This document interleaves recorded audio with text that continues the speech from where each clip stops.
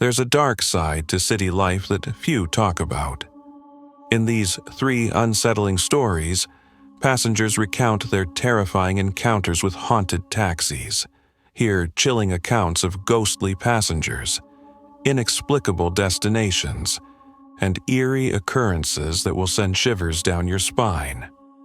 Welcome to Mr. Darkveil.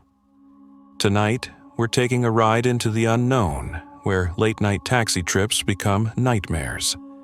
These are true stories from those who thought it was just another ride, until it wasn't. Hit subscribe, drop a like, and share your own haunted ride in the comments. Let's get into it.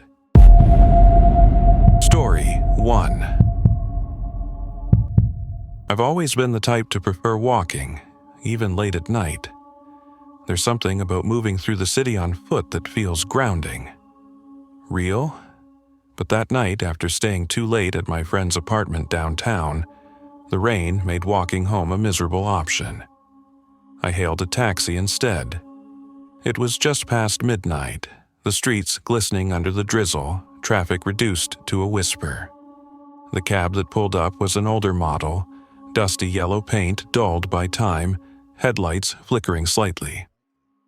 I remember hesitating for a moment, but the cold got the better of me. I climbed into the front seat, soaking wet and shivering, nodding at the driver as I gave him my address. He was a man of few words, middle-aged, pale, eyes sunken like he hadn't slept in days. He gave a slight grunt of acknowledgement and pulled away from the curb. The heater barely worked. We drove in silence through the near-empty streets. Raindrops streaked across the windshield, caught in the rhythm of the wipers, and the soft hum of the tires was the only constant sound. I glanced back briefly, just to check the back seat. Instinct, maybe, and that's when I saw it. There was a figure sitting directly behind me. At first, I thought it was a trick of the light, maybe a reflection, but no, it was unmistakably a person, a woman, or what looked like a woman, pale, thin, dressed in dark clothes that seemed outdated, like something from another era. Her face was half hidden by long black hair, and she was staring straight ahead, unmoving, not blinking, not even breathing as far as I could tell. I turned sharply toward the driver. "Hey, I didn't know we were picking up someone else," I said, trying to sound casual, but I could hear my own voice cracking. He didn't answer. I glanced back again. She hadn't moved, still rigid, hands resting stiffly in her lap, eyes forward. I was sure I'd been alone when I got in. I would have noticed her. There's no way I missed someone already in the back seat. But there she was, silent and still, like she'd been there all along. I leaned in closer to the driver. "Do you see her?" I asked more urgently now. "In the back seat?" He still said nothing, just gripped the wheel tighter, eyes locked on the road. That's when I noticed something else. The dashboard was dead. No glowing GPS, no meters, no radio, just a static hiss, barely audible from the speakers, as though a station was trying to break through but couldn't.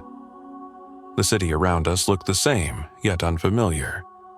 Buildings I didn't recognize. Streets with names I didn't recall, all wrapped in that foggy, wet darkness. "Where are we going?" I asked, trying to suppress the panic rising in my throat. He didn't respond, but we weren't headed toward my neighborhood anymore. I was certain of that. The surroundings grew more deserted with each block. Fewer streetlights, more closed shops, old signage and boarded windows. It felt like we were slipping into a forgotten part of the city, one that didn't exist on any map. I turned back to the woman. She was still there, only now her face had changed. The features were sunken, hollowed, like a corpse that had dried under the sun. Her skin seemed almost gray in the dim light. Her mouth was slightly open, and I swear I saw the corners twitching like she was trying to speak, or scream, or both. I yelled, "Stop the car! Let me out!" Nothing. I grabbed the door handle. It didn't budge. The lock wouldn't lift. I pounded on the window. No one was outside. Nothing but endless rows of old, crumbling buildings. I don't know what came over me, but I started hitting the driver's shoulder, screaming at him. He finally turned to me. Slowly. His eyes were empty sockets. Literally, no pupils, just voids. His lips moved, and for a moment I thought he was going to speak, but instead he smiled, this wide, impossible grin that seemed to stretch far too wide for a human face. The cab began to slow. I looked back again, desperate. The woman was gone. The seat was empty. No sound, no movement. Just the suffocating silence of the cab, like the world had ceased to exist outside of it. Then, abruptly, the car stopped.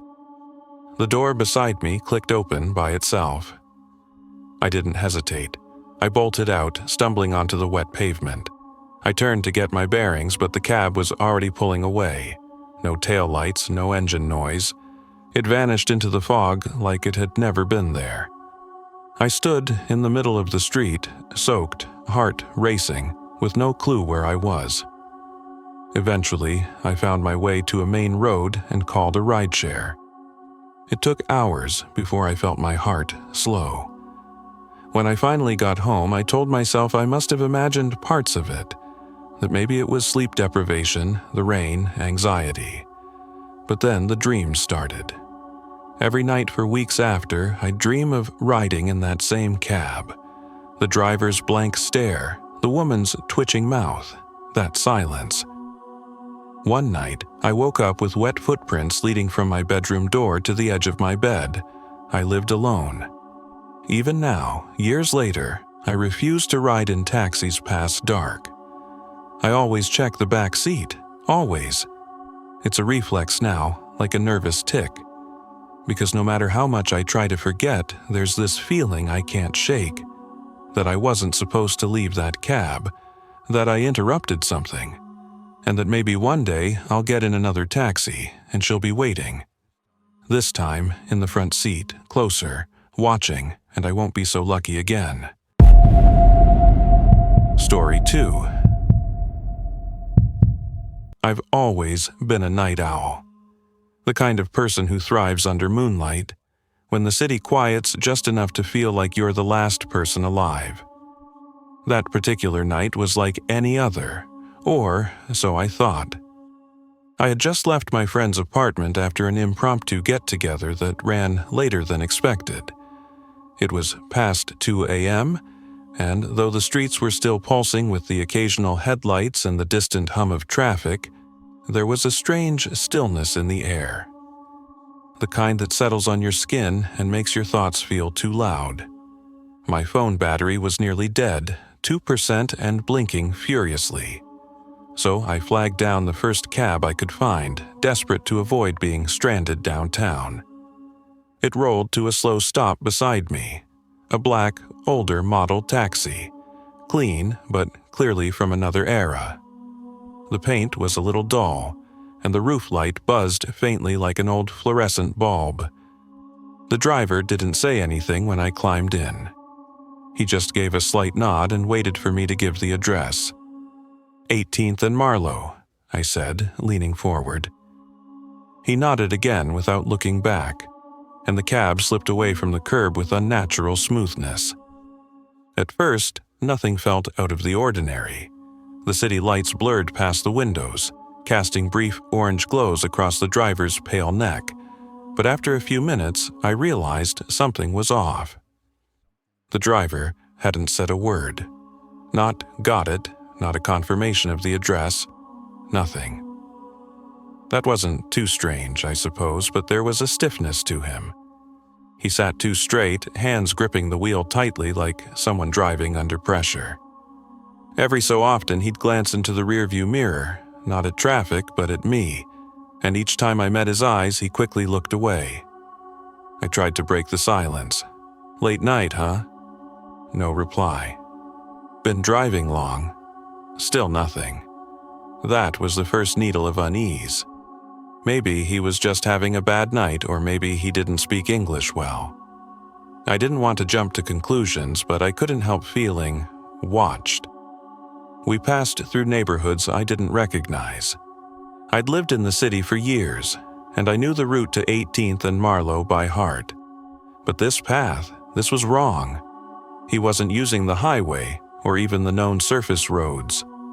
We turned down a series of unfamiliar streets, narrow, tree-lined corridors lit by dim, yellowing lamps.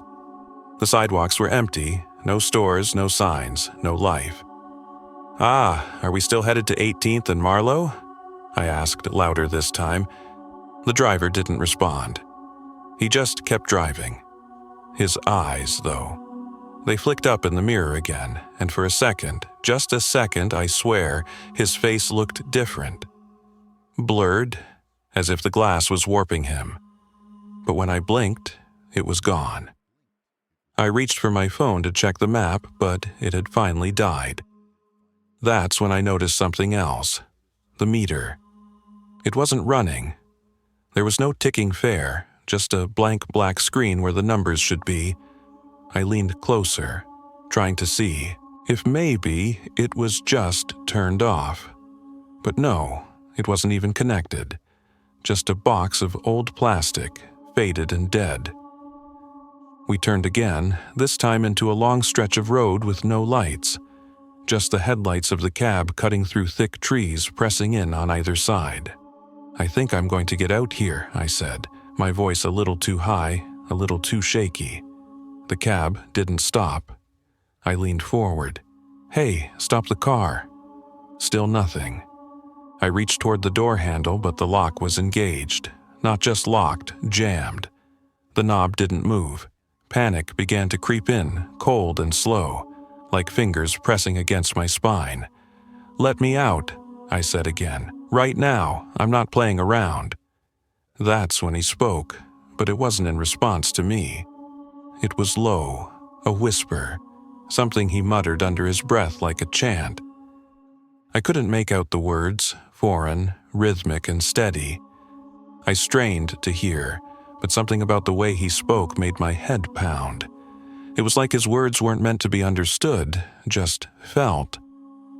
The cab turned once more and came to a stop. We were in front of a building, but not just any building. It looked abandoned. 3 stories of dark brick, windows shattered or missing, the front door hanging crooked on its hinges. The front yard was overgrown, a tangled mess of weeds and blackened grass. There were no streetlights, no other houses nearby, just this place, alone in the dark. "This isn't my stop," I said, trying to keep my voice steady. The driver finally turned his head. His eyes met mine in the mirror. They were entirely black. No whites, no irises, just endless, empty voids. Then, in a voice that sounded layered, like several voices speaking over one another, he said, "This is where she asked to go." I didn't. "She comes here every night." I stared at him. "What are you talking about?" The door unlocked with a loud click. I didn't move. He turned fully now, and I swear, his face shifted. It rippled like wax under heat. One moment, he looked like the man who picked me up. The next, his cheeks sagged, his skin grayed, and his smile stretched wider than it should have. I bolted. I threw open the door, nearly falling as I scrambled onto the pavement. I ran. I didn't look back, not once, until I was halfway down the road. When I did, the cab was gone. Gone. No engine noise, no lights disappearing into the distance, just silence. And that house. It stood there, looming. I walked for miles before I found a gas station and borrowed a phone, called a friend, told them the address the cab had dropped me at. The next day, I went back with them. There was no house, just an empty lot. Overgrown grass, no foundation, no sign anything had ever been there. Later, I tried to find the cab company by describing the vehicle to local dispatch services. No one recognized it. No driver matched the description. and no one had picked up a ride at my location that night. At least, not according to any records. I still think about that ride, about what he said. She comes here every night. Was he talking to me? Or about me? Every now and then, when I walk past a cab late at night, I look in the back seat. Sometimes I think I see someone already sitting there, watching. Story 3.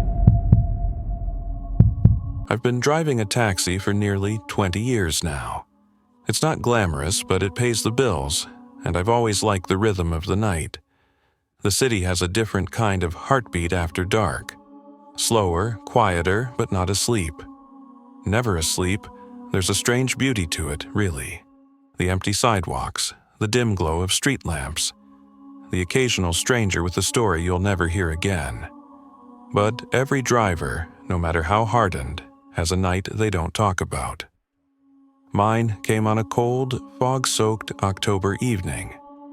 It was just after 1 a.m. I was cruising through the older part of the city. Narrow streets, cobblestone alleys, and crooked lampposts. Most of the buildings there have stood for over a century, their brick facades worn and darkened by decades of rain and exhaust. Not many people live in that part anymore. It's mostly empty offices and old warehouses. Quiet, forgotten, almost completely lifeless after dark. I was heading east on Haven Street, thinking I'd pack it in soon. That's when I saw her. She was standing near the edge of the curb beneath a flickering streetlight. No hail, no wave, just standing there, motionless, as though she'd been waiting.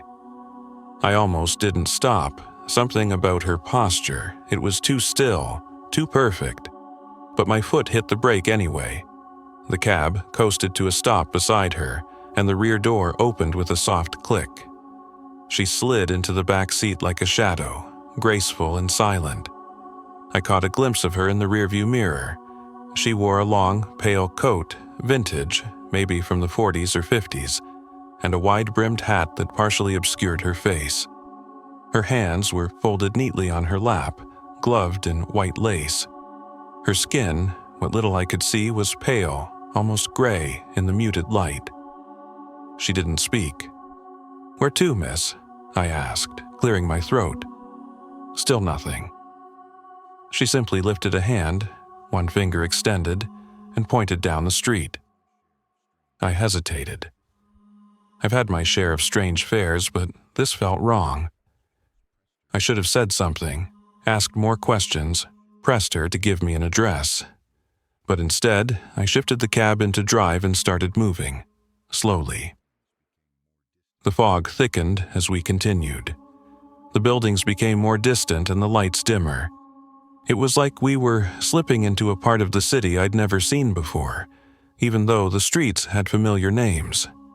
Everything felt off, skewed, like the angles were just a bit too sharp, the shadows too long. In the rearview mirror, she hadn't moved. She sat with the same eerie stillness, her face barely visible beneath that hat. But I noticed something else: the windows. They were fogged from the inside, but not with moisture. It was more like a faint frost, spider webbing out from where she sat. I turned the heater on, trying to clear it, but it didn't help. The air seemed to grow colder, and I could see my breath in the front seat, even though the vents were blasting. We made a few more turns, left on Garrison, right on Wiltshire. I'd driven these streets 100 times, but that night they looked unfamiliar, aged, forgotten, like we were passing through a memory rather than a place. Not a single other car passed us. No headlights, no pedestrians. Just an endless stretch of ghostly pavement illuminated by a dying moon. Finally, she spoke.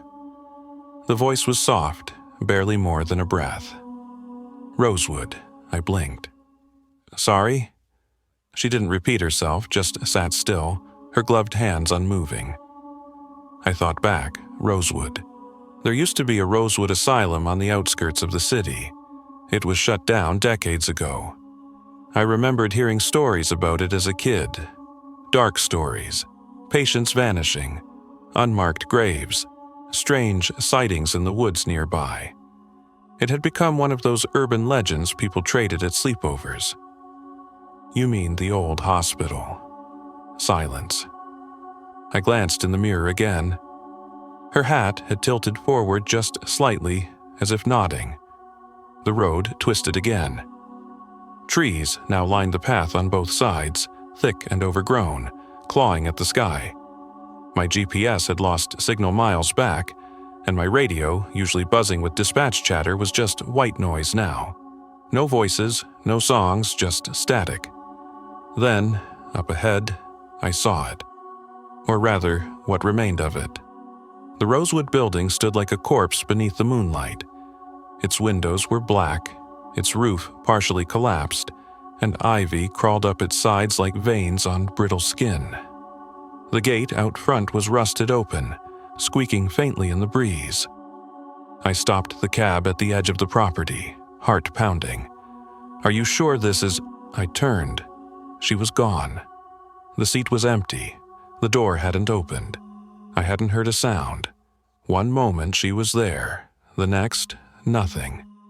I jumped out of the cab, scanned the area, nothing but fog and shadow. And then I heard it. A soft, haunting hum, like someone singing an old lullaby. It drifted from the building, sweet, melodic, and deeply wrong. The kind of sound that makes your spine curl and your instincts scream. I got back in the cab, fast, threw it into reverse, and peeled out of there like hell was chasing me. It was only after I got back to familiar streets that I noticed the scent.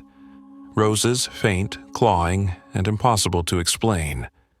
I never picked her up. Not officially. There was no record of a fare at that time, no payment on the meter, just 30 minutes of empty space in my logs. I did some digging afterward. Rosewood Asylum had been shut down in the 60s following a fire that claimed the lives of several patients. One of whom, legend says, was a young woman committed after murdering her fiancé. She was known to hum lullabies to herself in her room. Some claim she still wandered the grounds, searching for the man she lost. I don't know what I picked up that night, a ghost, a memory, a moment in time, looping endlessly. But I've never driven down Haven Street again. And sometimes, late at night, when the fog rolls in just right, I swear I catch the scent of roses in the back of my cab. So, next time you hail a cab late at night, take a closer look at the back seat. Because in the quiet hum of the engine and the glow of the city lights, you might not be as alone as you think. Have you ever had a taxi ride that felt off? An eerie silence? A sudden chill? Share your story in the comments. We just might feature it in an upcoming episode. And if you enjoyed these bone-chilling tales, don't forget to like, subscribe, and hit the bell so you never miss another ride into the unknown. Until next time, stay alert and don't look behind you. This is Mr. Darkveil, signing off.